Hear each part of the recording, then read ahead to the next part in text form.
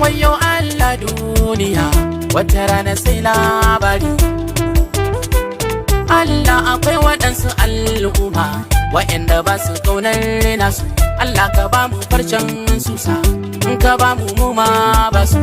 Wani duniya labari, maso uwa ya so ‘ya'yanta, dan in ka so sun aika so ta. Daɗina da san duniya yau sai ta baka kokon zuma, ta dinga makuwa jiniya kamar baya kai cikin al'umma.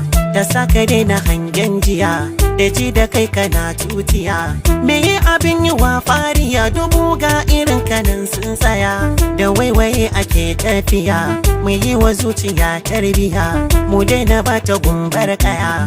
Zama da yan uwa lafiya, ka bar duba wai ka ce kaiya rayuwar duniya. Waɗansu da ji can suna zagina, wai me neman kuɗi dan Allah. To ko ku ƙini ko ku so ni, katana yana gun jalla. Na kai kuka na a gare shi, na san babu mai mini illa. Bai san ya ɗauki gulma sana'a, kai can katin da baka da jari. Ni na fi son mutum mai da'a, bana biye wa dogon buri. Na roƙi rabbi ya ban sa'a, hakan ta sani na yi tasiri. Ga ambatan kira na ne, karkata da mai rauni, in zub da masu suna, ni Husainu wane ni.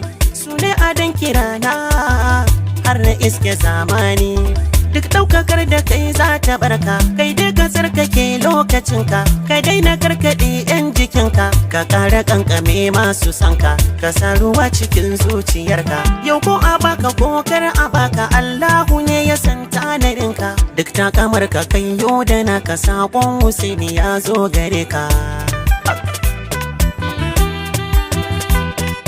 Mai ɗaukaka ka damƙya a barka, shawara ce kaɗai zan baka. Masoyanka da su aka sanka, to bi su sandukar da suke ka. Za su dinga bibiyar lamarinka, da ka zo guri su tashi su bi ka. Har kai fakejin a gare su, silar su ce ta sa aka sanka.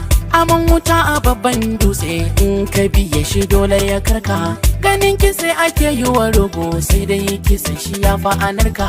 Mai bin maɗaukaki ka bi sannu, ruwa na tudu ya fi na jarka. Dan in ka takura soyayyar, ka sa a yi maka kallon taska.